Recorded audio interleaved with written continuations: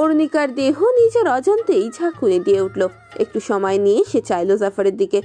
জাফর চোখ দুটোতে ভীষণ তেষ্টা। সে জানতে চায় কি ঘটেছে। সবাইকে বিভ্রান্ত করে দিয়ে মৃদু হাসলো অরুণিকা। আক্ষেপের সাথে বলল, আপনারও একটাই না? সবাই আমাকে বোকা পেয়েছেন। আমার আব্বুর অসুস্থতার সুযোগ নিয়ে নিজের দুশ্চরিত্র শালার সাথে আমার বিয়ে দিয়ে দিয়েছেন। জাফর যেন আকাশ থেকে পড়ল। তার বুকটা ছ্যাদ করে উঠল এই শব্দটা শুনে। দুশ্চরিত্র? শৈবালকে দুশ্চরিত্র বলছে? যে ছেলেটা চোখের আড়ালে যেতে দেয় না এই মেয়েকে, সেই মেয়ে তার স্বামীকে দুশ্চরিত্র বলছে? জাফর পলকেই খেপে গিয়ে বলল, এইসব কি ধরনের কথা অরুণিকা? কোন ইস্যুতে তুমি শৈবালের ওপর এত বড় আরোপ লাগাচ্ছ? অরুণিকা তার ছেলের সাথে হাসলো। বিছানা থেকে ছট করে উঠে দাঁড়ালো। তুচ্ছ গলায় বিকৃতি নিয়ে বলল, আরব জানতে চান আপনারা? কি জানতে চান?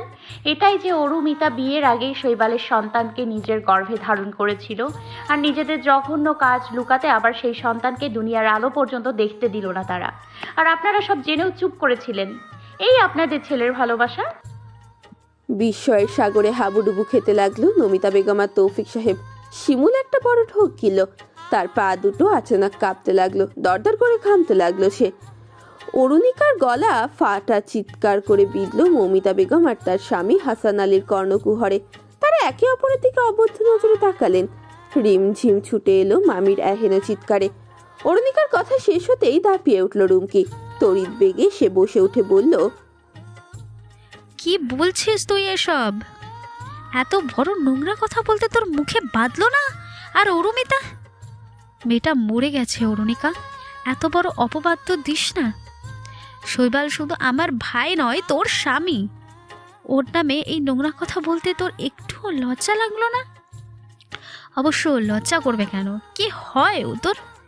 রাতভর ওর পাশে শুয়ে থাকা ছাড়া আর কোনো দায়িত্ব পালন করিসনি তুই। জাফর হুঙ্কার দিয়ে বলল, রুমকি, চুপ করবে তুমি? কেন চুপ করব? কেন? ও কি বলছে তুমি শুনেছ? আমার শৈবালকে বলছে দুশ্চরিত্র। ও চেনে আমার শৈবালকে? নমিতা বেগম অনুভূতি শূন্য দৃষ্টিতে তাকিয়ে রইলেন। তৌফিক সাহেবের দিকে তাকালো জাফর। জাফর চোখের ইশারায় অনুরক্তি প্রকাশ করতেই তিনি নমিতা বেগমকে নিয়ে বের হয়ে গেলেন। সেখান থেকে বের হতেই তাদের নজর গিয়ে পড়ল অরুণিকার বাবা মায়ের উপর। তারা ভীষণ লজ্জিত। জাফর কণ্ঠের নম্রতা ছেড়ে শিমুলকে বলল, রিমঝিমকে নিয়ে তোর ভাবির ঘরে যা। শিমুল ধসে পড়া গলায় বলল, জি জি ভাইয়া। অরুণিকা ফুপিয়ে যাচ্ছে। জাফর চোয়াল শক্ত করে তাকালো রুমকির দিকে। রুমকি ফুঁসে যাচ্ছে। সাপের মতো হিস হিস করছে তার কণ্ঠস্বর। জাফর প্রশস্ত গলায় বলল, বললে তো যাবে না, কিন্তু আরেকটা বাজে কথাও বলবে না। যদি বলেছ ধাক্কা মেরে বের করে দেবো তোমাকে আমি। ভাইয়ের বউ তোমার, রাস্তার মেয়ে নয়। যে যা ইচ্ছে যার সামনে ইচ্ছে বলবে। বউকে ছাড়া এক রাত থাকতে পারবে না তোমার ভাই। মেয়েটার দম আটকে রাখে তোমার ভাই। ঘরে বাইরে পা রাখতে দেয় না তোমার ভাই, তাই সাবধান। রুমকি দমে গেল না। দাঁতের সাথে দাঁত চেপে আহত বাঘিনীর ন্যায় চেয়ে আছে অরুণিকার দিকে। অরুণিকা নির্বিকার। জাফর কাছে এগিয়ে গেল। হাত টেনে বিছানায় বসিয়ে তার পাশে নিজেও বসলো। অরুণিকা অন্যদিকে তাকিয়ে রইল। রাগ নাকি অভিমান, ক্ষোভ নাকি অপরাধবোধ, কোনো একটা কিছু তখন তাকে গ্রাস করছে। সে তাকাতে পারল না জাফরের দিকে। জাফর নিজেই সেই হাত বাড়িয়ে দিল যে হাতে একটু আগে অরুণিকা নিজে ঘড়ি পরিয়ে দিয়েছে। অরুণিকা আর চোখে তাকালো। জাফর বলল, ভাই বলেছ না, তাহলে গোপন কেন করছো? বলো কি হয়েছে?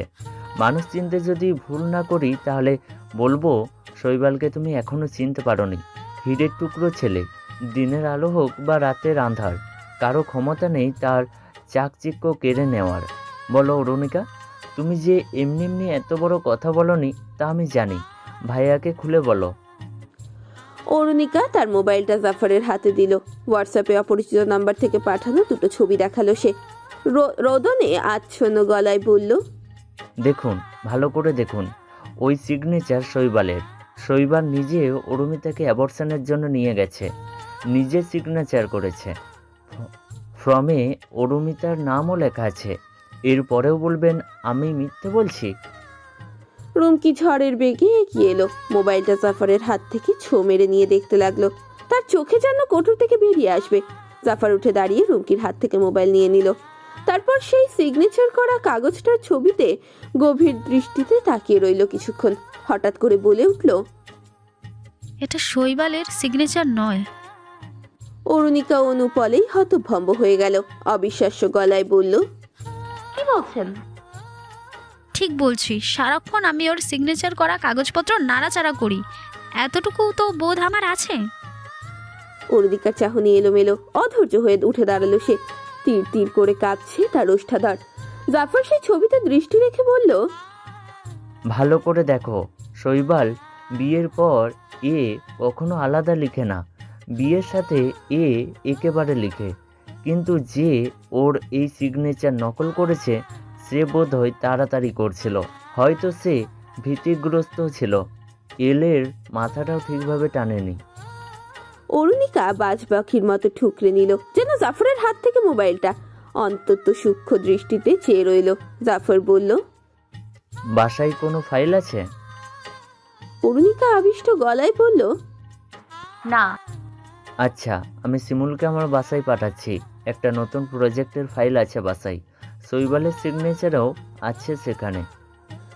অরুণিকা জবাব দিল না। সে কি যেন ভাবছে। তারপর শশা ব্যস্ত হয়ে ছুটে গেল ও আলমিরার কাছে। আলমিরা খুললো চটজলদি। কিছু সময় পরে খুঁজে বের করলো তাদের বিয়ের কাবিননামা। সেখানে শৈবালের সিগনেচার আছে। তার মোবাইলের ছবির সাথে মিলিয়ে দেখলো। বুকটা কেমন ধক করে উঠলো অরুণিকার। জাফর সত্য বলেছে, এই সিগনেচার শৈবালের নয়। তার নেত্র যুগল থই থই করে উঠল নোনা জলে। জাফরের দিকে তাকালো। জাফর দীর্ঘশ্বাস ফেলে বলল, একটু তো বুঝে শুনে নিতে। চকিতে মেঘ ডেকে উঠল। দমকা হাওয়া বইতে শুরু করলো। মিনিট ব্যয় হতেই রুম জুড়ে ঠান্ডা একটা আবহ তৈরি হলো। অরুণিকা ব্যস্ত গলায় বলল, শৈবাল কোথায়? ও তো বাইরে চলে গেছে। ও আল্লাহ, এখন কি হবে? রুমকি জ্বলে উঠল।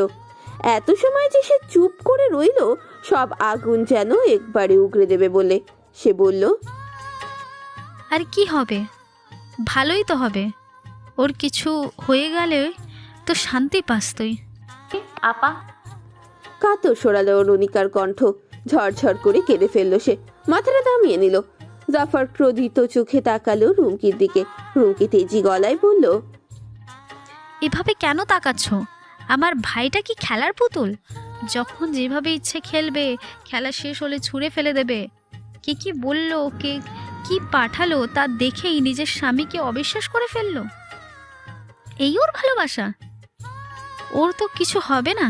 পাগল তো আমার ভাই, নিজের গলায় ছুরি বসিয়ে দেবে, তাও এর মেয়েকে একটা আঁচল লাগতে দেবে না। আর সে কি না। তুমি চুপ করবে? বাইরে ওর বাবা মা আছে। শুনুক তারা, শুনে যাক মেয়ের কীর্তি। অরুণিকা বলে উঠল, জাফর ভাই দেখুন না একটু গিয়ে, শৈবাল কোথায় গেছে? বাইরে বৃষ্টি শুরু হবে। দেখছি আমি। জাফর বেরোলো শিমুলকে নিয়ে। সে কল করলো অনেকবার। শৈবালের মোবাইল সুইচ অফ। ঝড় এসেছে। রাস্তায় ধুলো উঠছে। খানিক সময় পর পর বিজলি চমকাচ্ছে। আশেপাশের অনেকটা জায়গা জুড়ে দৌড়ে দৌড়ে শৈবালকে খুঁজে বেড়ালো তারা দুইজন। তবে পেল না। ঝমঝম করে অঝোর ধারায় বৃষ্টি নামলো। তৎমধ্যে ঘরে ঢুকলো জাফর আর শিমুল। তাদের নরম নিরুত্তেজ চাহনি। ভয় কুকড়ে এলো অরুণিকার অন্তঃকরণ। রুমকি চিৎকার করে বলে উঠল,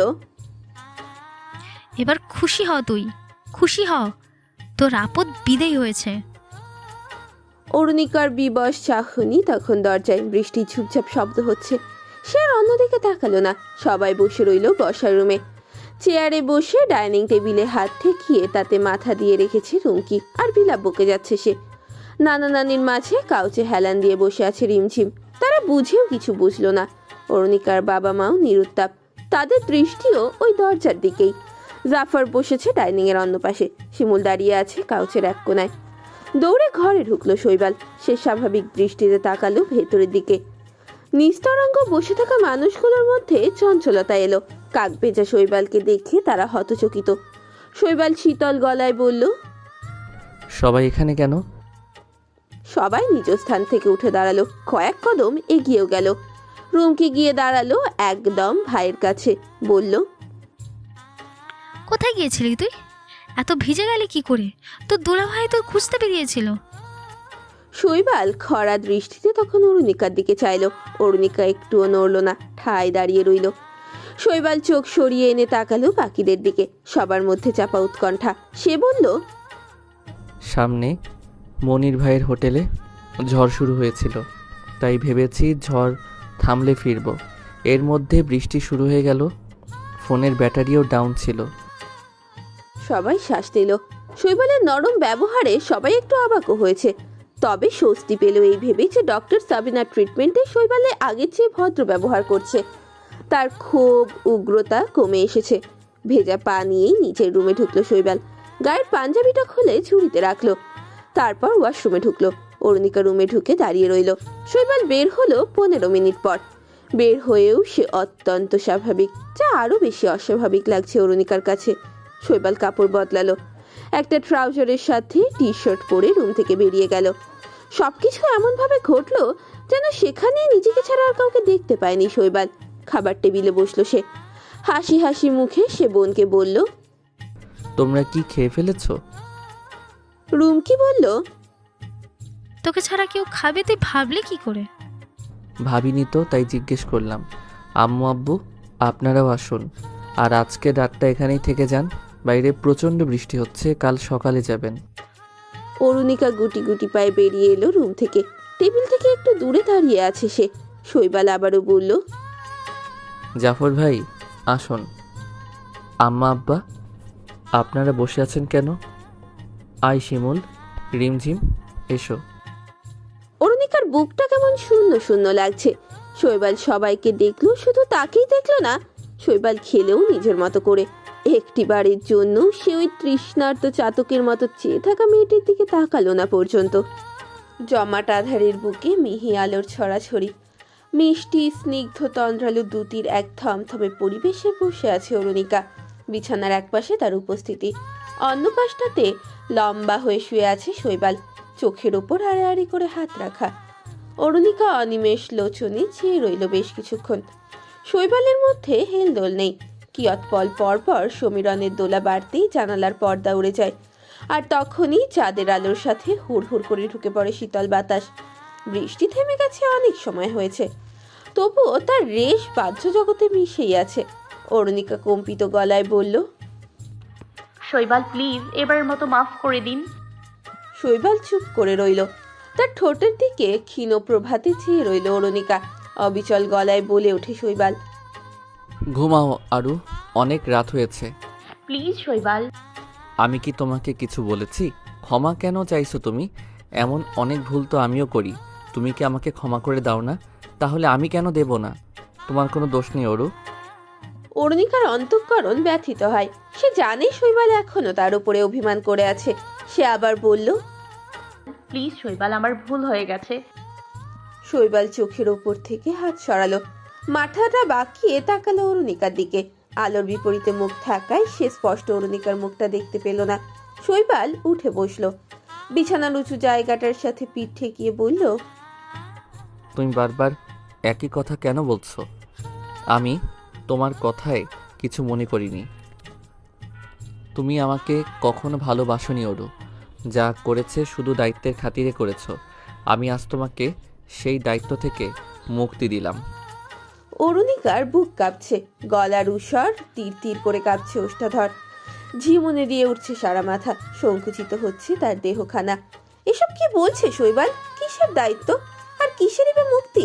অরুণিকা আর পারল না। তার চোখ দিয়ে ঝমঝম করে বৃষ্টি নামলো, তাতে কোনো শব্দ হলো না। শৈবাল দেখলো কিনা কে জানে। শৈবাল সোজা মাথা রেখে শূন্যে দৃষ্টি নিবদ্ধ করে বলল, আমি যখন সেকেন্ড ইয়ারে, তখন আমাদের ডিপার্টমেন্ট হেড আমাদেরকে একটা অ্যাসাইনমেন্ট করতে বললেন।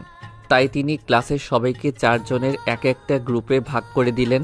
আমাদের গ্রুপে আমি, কুনাল, এন্ড্রো আর লুসি ছিলাম।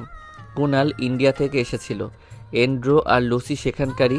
সারাদিন ক্লাস শেষে আমাদের আড্ডা হতো পাবে। লুসি প্রচুর ড্রিঙ্কস করত। ওর মম সিঙ্গেল মাদার ছিল। তার একটা বয়ফ্রেন্ড ছিল এলিস নামে। সেদিন লুসি অন্য দিনের চেয়ে বেশি করে ফেলে। ওকে সামলানো যাচ্ছিল না। সেদিন ও আমাকে কি বলেছিল জানো? শৈবাল অরুণিকার দিকে তাকালো। অরুণিকার চোখের জলের চাকচিক্য একটুও বিভ্রান্ত করলো না শৈবালকে। না, সে দেখতেই পেল না। সে অনুদ্বেগ গলায় আবারও বলল, ও আমাকে ভালোবাসে।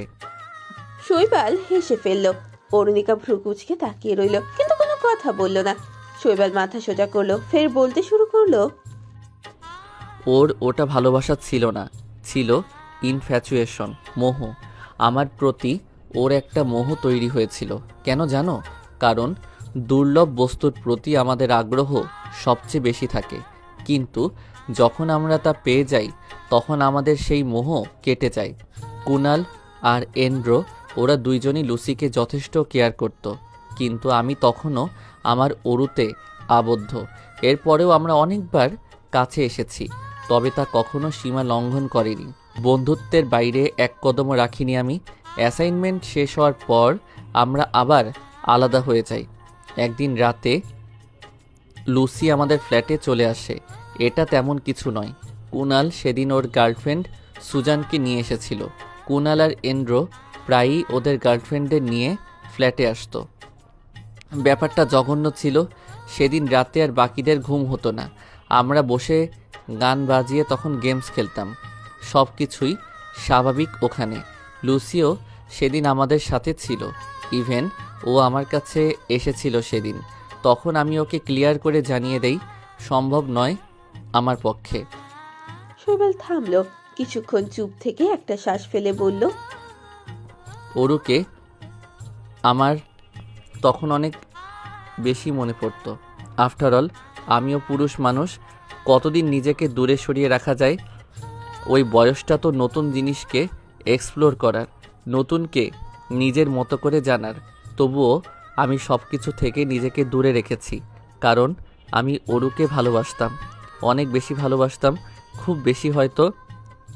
তাই ও আর আমার হলো না। আর যে আমার হলো সে আমাকে ভালোবাসে না। ভালোবাসার সবচেয়ে বড় ভিত্তি বিশ্বাস।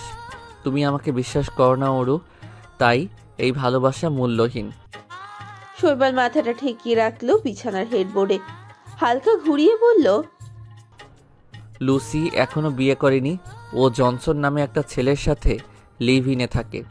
জনসনের আগেও অনেক গার্লফ্রেন্ড ছিল। লুসি সব জানে। ওদের কাছে নিজের ইচ্ছাই বড়, বাকি সব ঠুনকো। কখন কাকে কিভাবে ভালো লেগে যায় বোঝা বড় দায়। তার চেয়ে বড় কষ্টকর কাউকে নিজের চাইতে বেশি ভালোবেসে ফেলা। সেই কষ্ট না বাঁচতে দেয় না মরতে, জাস্ট লাইক মি। অরুণিকা বিবশ চোখে চেয়ে রইল। শৈবাল ফিক করে হেসে বলল, ঘুমাও ওরু, এত ভেবো না। তোমার উপর কোনো রাগ নেই আমার। তুমি মুক্ত। এমন জীবন চেয়েছিলে না তুমি?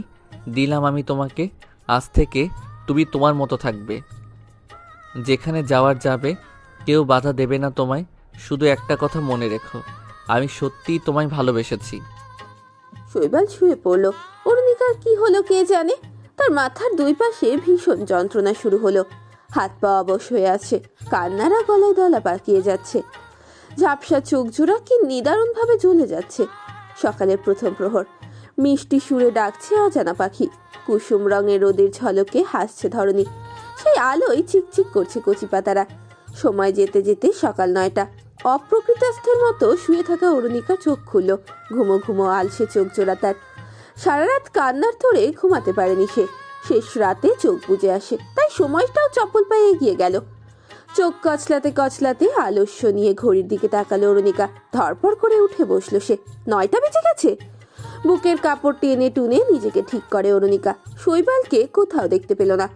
অধৈর্য পায়ে বিছানা থেকে নেমে দরজার কাছে গিয়ে দাঁড়ালো। শৈবাল টেবিলে বসে আছে, তার পিঠ দেখতে পাচ্ছে অরুণিকা। রুমকি সাবধানে ভাইকে খাবার এনে দিচ্ছে। তার প্লাস্টার খুলে ফেলা হলেও ডক্টর বলেছে সাবধানে থাকতে, ওই হাতে ভারী কিছু যাতে উঁচু না করে। শৈবালের দুই পাশে রিম এবং ঝিম বসা। চেয়ারের উপর দুই পা উঠিয়ে টেবিলে একসাথে দুই হাত রেখে তাতে ভর দিয়ে রেখেছে। বুকের ভরটাও ঠেলে রেখেছে হাতের ওপর। দুই বোনের মুখে পরোটার টুকরো ছিঁড়ে দিচ্ছে শৈবাল। রিম অরুণিকাকে দেখলো, আদুরে স্বরে বলল, মামা মামি কান্না করে কেন? শৈবাল সেকেন্ডের জন্য থমকে গেল। পেছনে ফিরতেই অরুণিকা দরজার চৌকাঠ থেকে সরে ভেতরে চলে গেল। উল্টো হয়ে সেদিকে তাকালো ঝিমও। শৈবাল সামলে ফিরল, রিমকে বলল, মামিমা কাঁদছে। নরম অভিব্যক্তিতে মাথা উপরে নিচে করে সম্মতি দিল রিম। শৈবাল বলল, মামিমাকে বলবে আর কাঁদতে না। মামা মামিমাকে ভালোবাসে, বলবে তো? বলো। ওকে। মামা অফিসে যাচ্ছি, আসার সময় আইসক্রিম নিয়ে আসবো। ওকে।